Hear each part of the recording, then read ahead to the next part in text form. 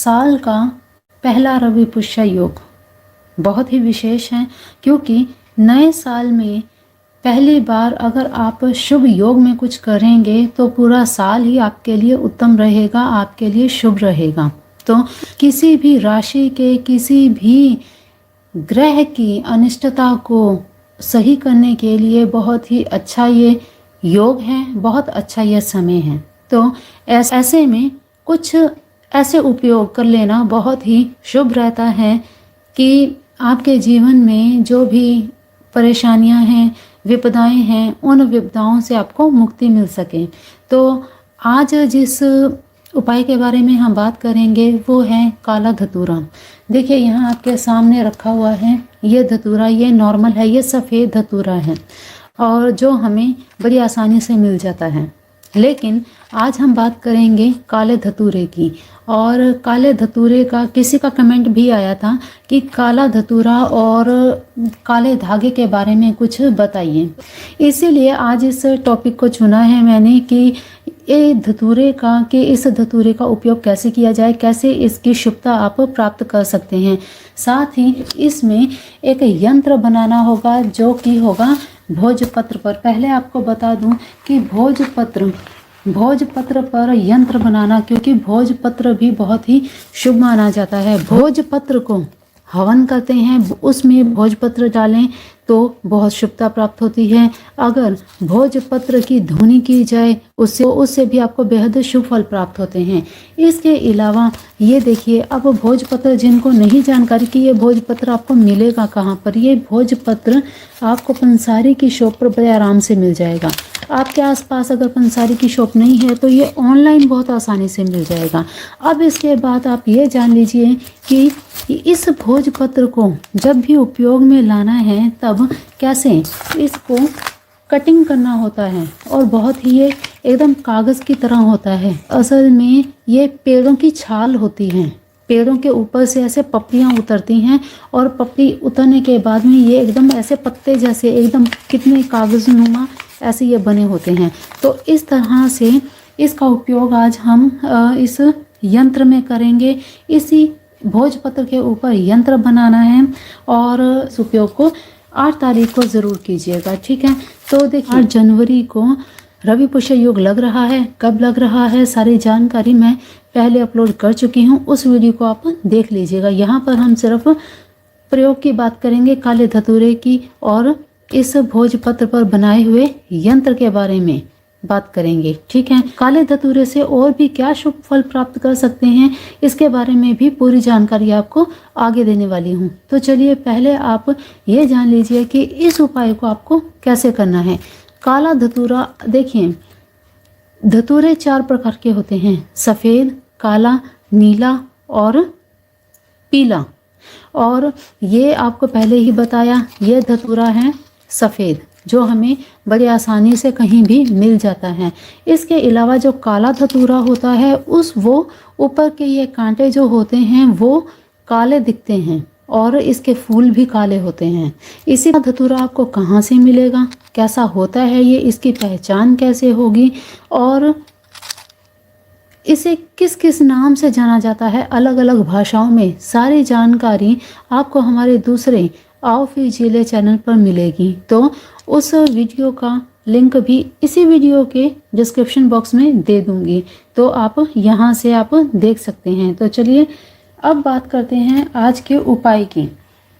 उपाय की हम बात करें इससे पहले आप काले धतूरे के जो चमत्कारिक गुण हैं और चमत्कारिक उपाय, अलग से छोटे छोटे उपाय हैं, उनको आप जान लें तो आपके लिए और भी बेहतर हो जाएगा। देखिए काला धतूरा पूरा का पूरा ही एक दिव्य पौधा है। अगर ये पौधा आपको मिल जाता है और आप इसके पौधे को श्यामा तुलसी के पौधे के साथ एक ही गमले में लगाने और इसकी पालना करने से, अर्थात दूध मिश्रित जल के साथ सींचने से परम कल्याण की प्राप्ति होती है। काला धतूरा भगवान शिव का रूप है और तुलसी विष्णु प्रिया होने के कारण साक्षात भगवान विष्णु का रूप है। तो इन दोनों की जड़ के संयुक्त रूप में ब्रह्मा जी का निवास माना गया है। इस प्रकार ये पूजन करने से आपको त्रिदेव का पूजन का फल प्राप्त होगा। इसके अलावा अगर कोई भी व्यक्ति काले धतूरे की जड़ को मंगलवार के दिन ला करके घर में तिजोरी में अगर रख दें तो उनके घर में सदैव सुख समृद्धि की वृद्धि होती है और घर में संपूर्ण रूप से शांति बनी रहती है। और अगर श्यामा तुलसी नहीं है तो काले धतूरे के पौधे को घर में लगाकर सींचने से भगवान शिव की कृपा प्राप्त होती है और जिससे कभी भी आपके घर में आपको स्वयं और आपके परिवार के किसी भी सदस्य को अकाल मृत्यु का सामना नहीं करना पड़ेगा। तो काला धतूरा इतना विशेष, इतना लाभकारी है, ज़रूर इस पौधे को अपने घर में ज़रूर स्थान देना चाहिए। रविवार के दिन, जैसा कि रवि पुष्य योग है, शनिवार के दिन जड़ को लाएं और रविवार के दिन काले धतूरे की जड़ को काले डोरे से अपनी भुजा में बांध दीजिए, अपनी बाजू में बांध दीजिए। ऐसा करने से प्रेत बाधा से मुक्ति मिलती है, किसी भी प्रकार का डर भय नहीं लगता। वास्तु की नज़र से देखा जाए तो काले धतूरे का पौधा घर की सीमा में बहुत ही शुभ फल देता है। इसे घर के ईशान कोण में रखना चाहिए। यहाँ पर एक बात का विशेष ध्यान रखें कि धतूरे के पौधे को छत पर ना रखें। इसके अलावा रवि पुष्य नक्षत्र के दिन ये जड़ आप प्राप्त कर लें। प्राप्त करने के बाद घर लाकर शुद्ध गंगा जल से स्वच्छ करने के बाद इस जड़ को धूप दीप आदि दें। धूप दीप देकर चांदी के ताबीज में डालकर इसे काले धागे में पिरोकर गले में धारण कर लीजिए। ऐसा करने से भगवान शिव की कृपा प्राप्त होती है। ऊपरी बाधा से, नजर लगने से, ऐसी हर प्रकार की समस्याओं से मुक्ति मिलती है। बच्चे को नज़र लगती हो, बच्चे को डर लगता हो, तो ऐसी समस्याओं से निजात पाने के लिए बच्चों को भी आप बांध सकते हैं। इसके अलावा बच्चे गले में ना रखें, बाजू में ना बांध पाएं तो उनकी कमर में बांध दीजिए और उसे कभी भी निकाले नहीं। चाहे स्नान करते समय भी उसे बंधा रहने दीजिए, कभी उसे निकाले नहीं। ऐसा करने से भूत बाधा से मुक्ति मिलती है और डर आदि तो भय आदि लगता ही नहीं है। तो ज़रूर ये काम करें। चलिए अब बात करते हैं शत्रु निवारण यंत्र की, किस प्रकार से बनाना है। पहले आपको यंत्र दिखा देती हूँ, फिर बताऊंगी कि उसे आपको बनाना कैसे है। देखिए, धतूरा आपको ये बताया, ये सफ़ेद धतूरा है। हम यहाँ पे उपाय में प्रयोग करने वाले हैं काले धतूरे का। और ये है भोजपत्र। इस भोजपत्र को आप चौकोर काट लीजिए। चौकोर एकदम क्लीन, एकदम अच्छे से साफ आपको अच्छे से देखना है कि एकदम सही होना चाहिए, कटा फटा नहीं होना चाहिए, बिल्कुल भी कहीं भी कोई छेद आदि कुछ नहीं होना चाहिए, एकदम साफ होना चाहिए। ठीक है। और इसके लिए आपको यूज़ क्या करना है, इसके लिए यंत्र को बनाने के लिए, जैसे ये सफ़ेद धतूरा है, काला धतूरा लेना है। काले धतूरे के पत्तों की यहाँ आवश्यकता होगी। काला धतूरा और उसके पत्ते दोनों को अच्छे से रगड़ लीजिए, अच्छे से पीस लीजिए। पीसने के बाद उसका रस निकाल लीजिए। रस निकाल करके उस रस को आपने एकत्रित करना है। रस को एकत्रित करके एक कटोरी में रखें और फिर अनार की कलम का यहाँ पे इस्तेमाल करना है।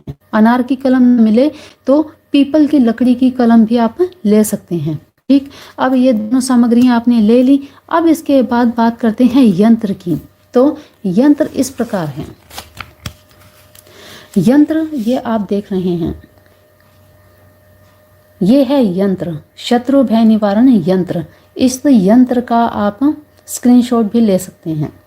देखिए, अब ये यंत्र किस प्रकार से बना हुआ है। 1 से लेकर 9 तक की गिनती इसमें लिखी है।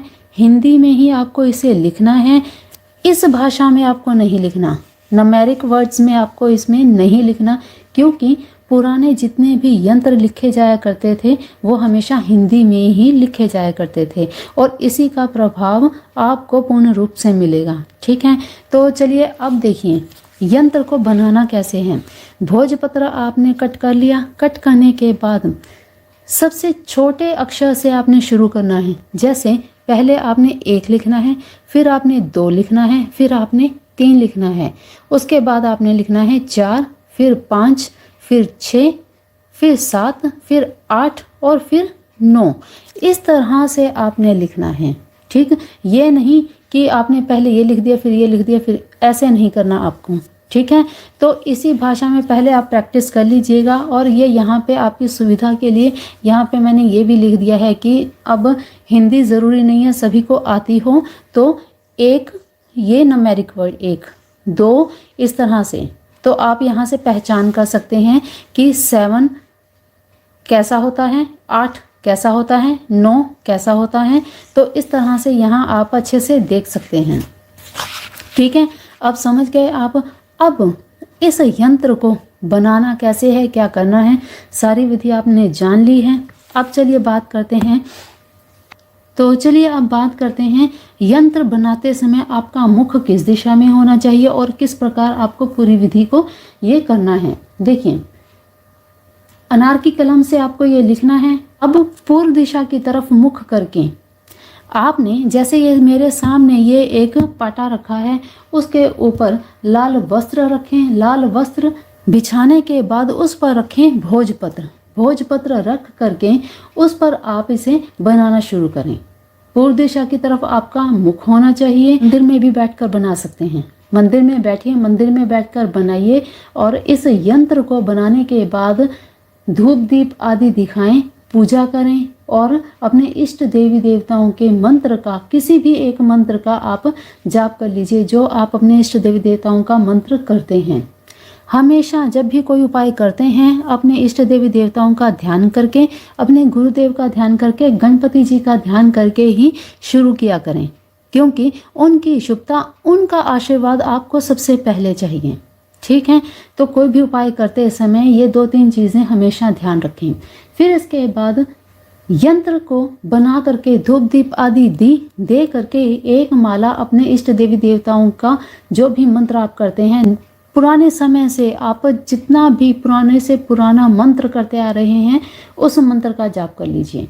ठीक है, 5 एक माला भी कर सकते हैं, 3 या 5 माला आप अपने सुविधा के हिसाब से कर सकते हैं। अब इस यंत्र को आप लैमिनेट करवा लें। इस यंत्र को बनाकर पूजा करने के बाद इसे लैमिनेशन करवा लें। लैमिनेट करवा के आप इसे अपनी जेब में रखें। अब यहाँ पर सवाल ये आता है कि यंत्र को कितना बड़ा बनाया जाए। यंत्र आप साइज अपनी इच्छा के अनुसार ले सकते हैं ताकि आपकी पॉकेट में, आपके पर्स में ये बहुत आराम से आ सके। ठीक है, इसे हमेशा आपको अपनी जेब में रखना है। पूजा कर ली, यंत्र स्थापित हो चुका है। ऐसा करने से आपको किसी भी प्रकार का शत्रु भय नहीं रहेगा। आपके अगर कोई भी दुश्मन बने हुए हैं या कोई भी आपका विरोधी है, वो किसी प्रकार से भी आपका बुरा नहीं कर पाएगा। ये इस यंत्र का प्रभाव है।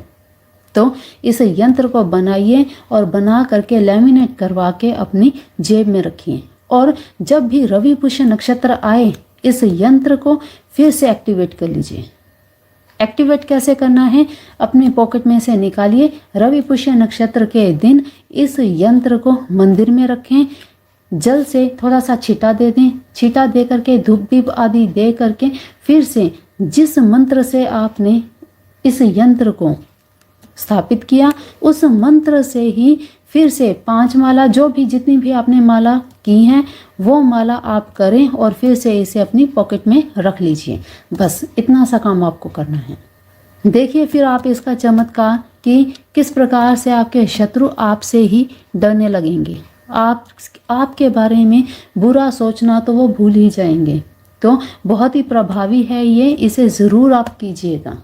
इसके अलावा काले धतूरे के बारे में और भी बहुत सी चीज़ें आपको बताई हैं, तो इसकी जड़ का भी आप उपयोग कर सकते हैं। वीडियो में शुरू में ही आपको एक चीज़ बताई कि काले धतूरे से आपको सभी प्रकार की ग्रह पीड़ा से मुक्ति मिल सकती है। कैसे और क्या करना है, शनिवार के दिन काले धतूरे की जड़ को आमंत्रण दे के आएँ, रविवार को ले आएँ। ला करके अब जो आप जड़ लेकर आ रहे हैं वो जड़ आप ले आइए, कुछ ज़्यादा क्वांटिटी में ले आएँ। ठीक है, ला करके इस धतूरे की जड़ को आप बांध लीजिए। इसे काले धागे में बांध लीजिए और बांध करके इसे नित्य रविवार से शुरू कर दीजिए, रवि पुष्य नक्षत्र से, और इसे जल में डुबोएं। जल में एक बार डुबोएं, डुबो करके उस जल से आप स्नान करें। ऐसा करने से आपके कुंडली में जितने भी ग्रह हैं, कोई भी हो चाहे, ये ग्रहों से आपको शुभता की प्राप्ति होगी। आपको कोई भी ग्रह अगर पीड़ा दे रहा है तो वो सभी ग्रह शांत हो जाएंगे। और एक बार डुबकी लगा करके उस जड़ को आप सुरक्षित कहीं पर रख दीजिए और फिर हर रोज इस जड़ से आप स्नान करना शुरू कर दीजिए। धीरे धीरे करके आपको सभी ग्रहों से शुभता की प्राप्ति होने लगेगी, सभी ग्रह आपसे प्रसन्न रहेंगे। तो जरूर ये कार्य भी आप कर सकते हैं। अगर और कोई भी चीज समझ में ना आए तो ये चीज तो आप बहुत आसान है, इसे कर सकते हैं। जड़ लाइए, जड़ लाकर इसे स्नान करना शुरू कर दीजिए। कितने दिन तक इसे करना है? कम से कम 40 दिन तक इसे लगातार करें। 40 दिन रवि पुष्य नक्षत्र से शुरू करके 40 दिन लगातार ऐसा करने के बाद ये जड़ आप ले जाकर जल प्रवाह कर दें। अगर आपके आसपास जल की व्यवस्था नहीं है तो आप इसे पीपल के नीचे भी रख सकते हैं। बस इस प्रकार से स्नान करने से सर्वग्रह पीड़ा शांत होती है। तो जरूर आप ये कार्य कर सकते हैं और आपको करना चाहिए। अब धन आगमन की अगर हम बात करें, काला धतूरा इतना शुभ है कि इससे धन आगमन के आसार बनते हैं। रवि पुष्य नक्षत्र के दिन काले धतूरे की जड़ और चितवन की जड़ दोनों रवि पुष्य नक्षत्र के दिन ले आए। इन दोनों ही जड़ों के टुकड़ों को एक ताबीज में भरिए। ताबीज में भरकर काले धागे से पिरोकर गले में या बाजू में बांध दीजिए। ऐसा करने से धन आगमन के अवसर मिलते हैं। ऐसा करने से व्यापार अगर आप कर रहे हैं तो व्यापार में आपको बढ़ोतरी मिलेगी। आपका रुका हुआ धन, कहीं अटका हुआ धन है कहीं, वो आपको मिल जाएगा और आपका व्यापार तो तेजी से चलने ही लगेगा।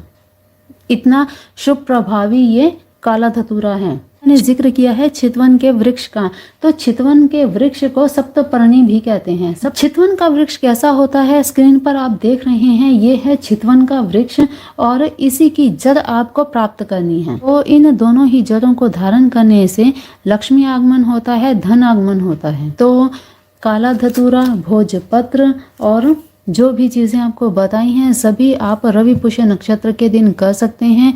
रवि पुष्य नक्षत्र कैसे बनता है, कब है और क्या पूरा समय है, सारी डिटेल में वीडियो पहले ही अपलोड कर चुकी हूँ, उसे आप ज़रूर देखिएगा। तो चलिए आज के लिए इतना ही, मिलते हैं फिर इसी तरह की और भी नई जानकारी के साथ। तब तक के लिए अपना ध्यान रखिए, मस्त रहिए, स्वस्थ रहिए। हाँ, चैनल को सब्सक्राइब करके बेल आइकन भी प्रेस कर लीजिए ताकि ऐसी ही और भी इंफॉर्मेटिव नॉलेज आपको रेगुलरली मिलती रहे। तो चलिए आज के लिए इतना ही। जय जिनेंद्र।